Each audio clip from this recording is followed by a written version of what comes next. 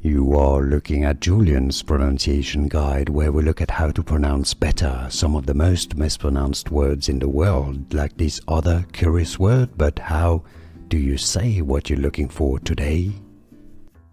Let's learn how to pronounce this name. This is also an Irish word. If you want to learn more confusing Irish names and pronunciation, stay tuned. I'll link to them at the end of the video, meaning singing, or more simply, song. It's part of the national anthem of Ireland, actually. Amhran, Amhran, Irish pronunciation, or Amhran.